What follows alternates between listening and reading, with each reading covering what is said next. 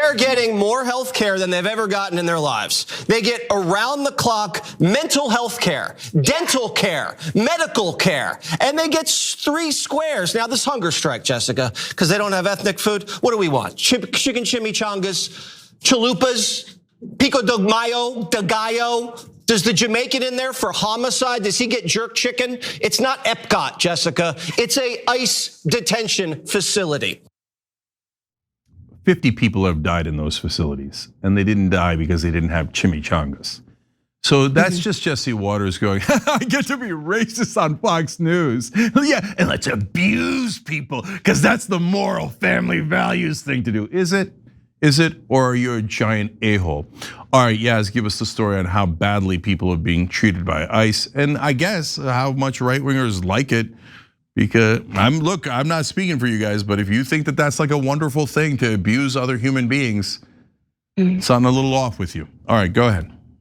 Yeah, and the thing is, Jesse Waters, he really just doesn't even know what he's talking about, or he's just lying to his audience because the detainees in these ICE facilities simply are not getting the kind of care that they should be. And a new AP investigation actually found that ICE detainees across the country are dying by suicide at record numbers. So here's the reporting. It says at least 10 detainees have died by suicide since President Donald Trump returned to office in 2025 and ordered ICE to increase arrests and deportations, the investigation found. There have been 7 such deaths since October, already the most in a fiscal year.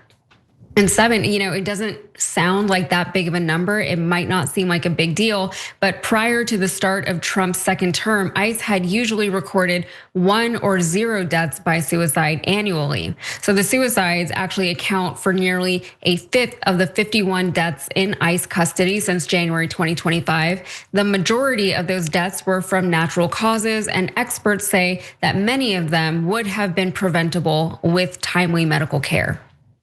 So it's all just a waste. At least 32 deaths have happened in 2025 alone. And again, this is marking the highest number of annual deaths recorded by the agency in over 20 years. And according to the investigation, 9 out of the 10 who were reported to have committed suicide were indeed Hispanic, and the other one was a Chinese citizen. So more reporting, they had usually been in ICE custody for less than a month and sometimes only a matter of days. According to AP's review of ICE data, autopsy reports, coroner's rulings, and police records, and 7 out of 10 had no record of violent crime.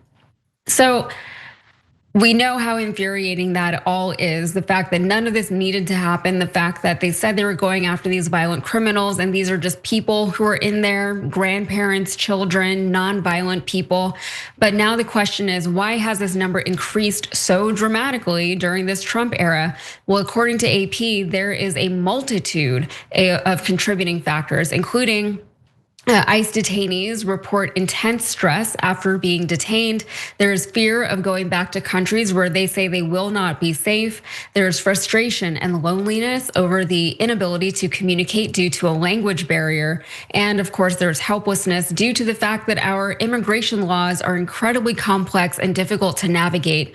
But here is the thing, okay? So ICE becomes responsible for their well-being when they enter detention, and experts say well-run lockup should have few, if any, suicides. That's because staff can take steps to mitigate the chances that detainees harm themselves by identifying those at risk, getting them care, and monitoring them closely. But AP's investigation found that ICE detention centers have, as you can probably imagine, fallen very short of their own standards. And the AP found that staff in the facilities ignored signs of distress, delayed mental health treatment, and failed to monitor detainees who were already deemed at risk. They also permitted detainees to have access to materials that could be used for self-harm, according to AP's review of ICE inspection reports and death records. And in some cases, they jailed distressed detainees in isolation, which can exacerbate feelings of humiliation and helplessness.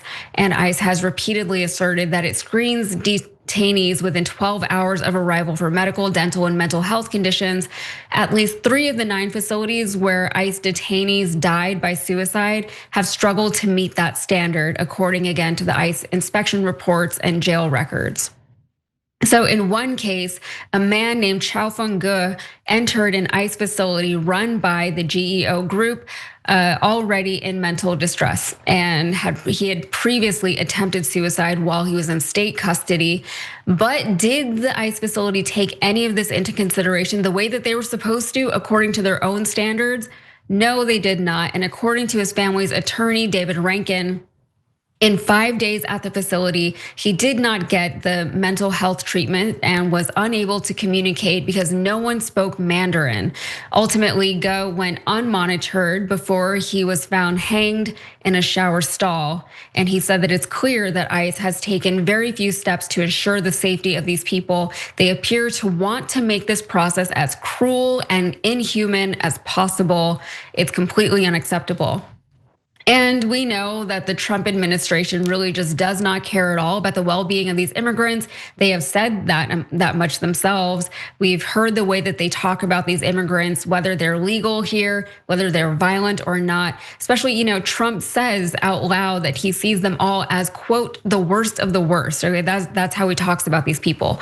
But going back to Jesse Waters for a second, it is important to remember that according to 71% of current detainees have no criminal convictions.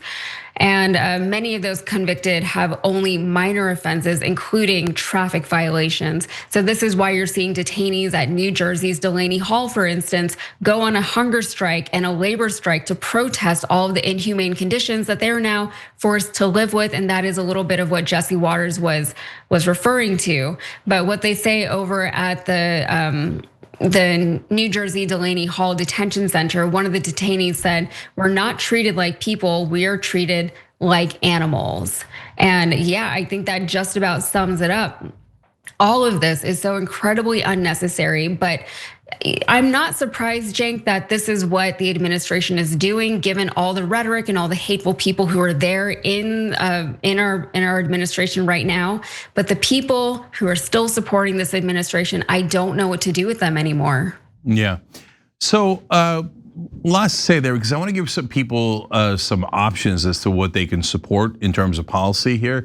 And I'm curious how folks react to those options that are in the audience. But speaking of the audience, first, one of our members on TYT.com made a great point, and I wanted to share with you guys. And sometimes if you guys make us laugh, or it's a point that I should have thought of but didn't, I'll give you a $100 Blue Apron gift card if you're watching the show live and you're a member. And you make one of those points. I'm gonna do that in this case to Emitib2. Sorry for butchering your name. So go to rewards@tyt.com since you're definitely a member. Anyways, they wrote in, if the ICE detainees want better treatment from this government, they need to get convicted of being a child groomer. And so that's both funny and totally true. So if you were an Epstein client or some associate of Epstein and you either groomed children like Ghislaine Maxwell did, well, then you get minimum security. She pretty much, there's reports out that she almost runs the jail. She's allowed to have pets. She's allowed to order food in. And she's the biggest child groomer in American history. And she's getting incredible, luxurious treatment. Meanwhile, the people that they're abusing, 7 out of 10 of them are not criminals at all. In fact, the ICE detention system is not supposed to be punitive. It's just supposed to get people who are in the country without documents and get them out of the country. That's it. You don't have to punch them in the gut or torture them on the way. And they're not like weirdo hardened criminals. If they were, that's a totally different category. And I'll come back to that. But why does the child groomer get luxurious treatment and these people who just came here looking for hope and opportunity and didn't break any laws are being brutalized to the point where some of them are committing suicide? But put aside Ghislaine Maxwell, she's the groomer. We have all those child rapists that Epstein was associated with. We didn't even bother investigating them, let alone arresting them, prosecuting them, and then mistreating them in prison. Now you're doing that to those people, or maybe we're having a conversation. You didn't do it to anyone, right? Well, those guys are free to go. They're rich, powerful, you wanna rape kids, whatever. Trump, Biden didn't investigate, the Democrats didn't investigate, Republicans didn't investigate, and now Trump's saying, who cares? Who cares? Let them all off. And then there's Tom Alexandrovich, the guy who tried to rape a 15-year-old here in America. He's an Israeli government official. They're like, you're Israeli? Oh, no, the Americans that are arrested with you, they're going to prison. You get a free trip back to Israel. Guy was running a bio lab, turns out in Vegas and in LA, had like AIDS and like all of these different disastrous diseases he cooked up in his lab. He's got weapons everywhere. And people went into this apartment, got sick, right? They're like, you're Israeli, you're free to go. Wait. And those guys are actually foreigners from a different country and broke massive laws. Free to go. Grandma from El Salvador, you're Punisher. She's the bad guy? Okay, come on, guys. So one more piece of context here.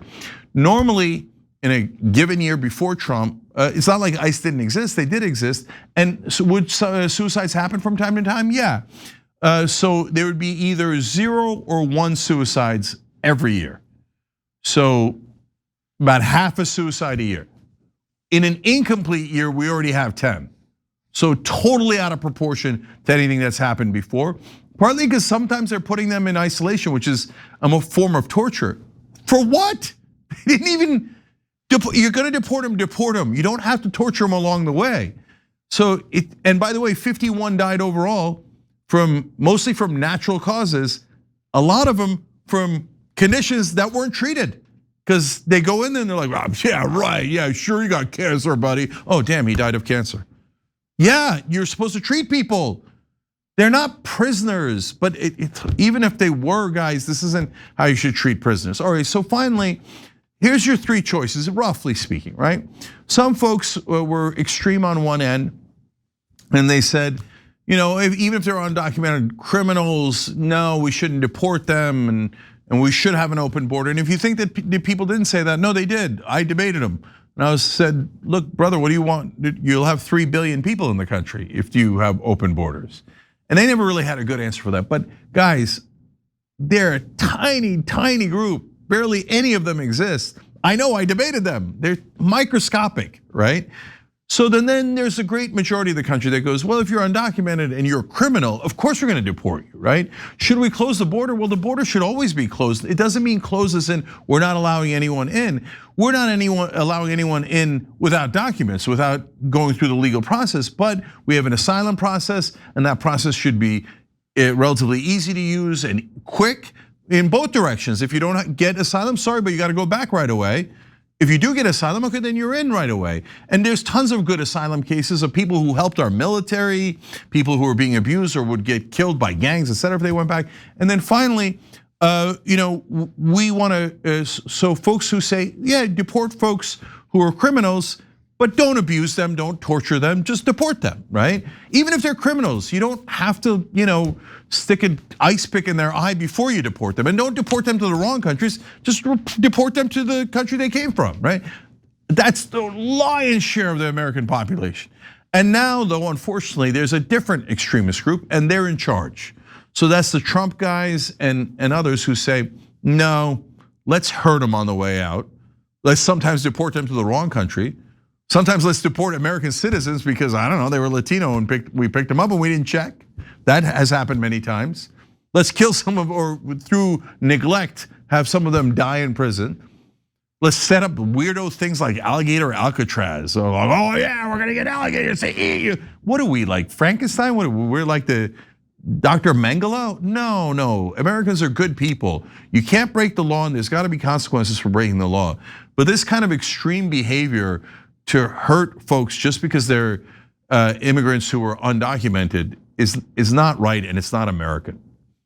And Cenk, You made a lot of sense in what you were talking about when you were talking about the border and the way most Americans feel about immigrants and immigration in general. But that kind of stuff does not fly here in Texas. There's no common sense about it here in Texas because there's so much propaganda around the border. And even now, when they have functionally closed off the border, right? Now we have a new enemy, a new big bad here in Texas, and it's the Muslims who make up like less than 1% of the population. So it really is just like so much propaganda that is coming at these people. And living in Texas, right? Functionally living out in the world here, it doesn't feel like we're just overrun with all these criminal gangs from Mexico or Central America. Like you don't feel unsafe. Maybe in different parts of the state, maybe it's worse. Maybe there is more criminal activity there. But the whole idea that all of this is justified because there's so much widespread crime and rape and violence at the hands of these immigrants who are just trying to come to this country. It's really like there is no basis for it. And what's so disturbing about all of this is the glee with which this administration is doing the things that it's doing, the way that we had people here in Texas, Border Patrol agents on horses who are just on their horses, just hitting and striking at immigrants who are on foot, and everybody, all the people, Texans, people that I know personally who still support this administration and the way that they go about treating these people. These are good Christian people, right? These are the people who say that they're the good guys, that they're better. And you know what? They just follow the law. Why is that so hard? Just comply with the law. Just go through the process. Well, then tell me why ICE agents are sitting there in courthouses waiting for people who are going through the legal avenues, right? And I do want to point out just real quick that those legal avenues, they're still working. People are still able to get through them the way that things are supposed to work. So, on some level, there are people who are working in positions of some kind of authority who are doing what they can to do so, to help these people, to get them processed the way that they need to be processed. But if immigration is really the problem that they say it is, then we need legislation to make it either easier or change the laws that have helped create the problems that we're dealing with now. But they don't want to have those conversations. They don't want to talk about it. Instead, they would rather build things called Alligator Alcatraz and wear T-shirts with the name Alligator Alcatraz on their chests like a bunch of weirdos, like not even weirdos, like psychos. Like, why are you celebrating any of this kind of thing? It's very strange. It's weird behavior. And Jesse Waters, his whole thing with his chimichangas and his pico de gallo, like he doesn't know what it's called. Like, you know what it's called. You live in New York City. We all know that you go downstairs when you leave the Fox studio, you go to all, your food trucks and you eat a kebab or whatever. We know who these people are. It's so tired. And the people who fall for these talking points, I really need them to just get out in the world and see that it's not that bad. Every time you ring the bell below, an angel gets his wings. Totally not true, but it does keep you updated on our live shows.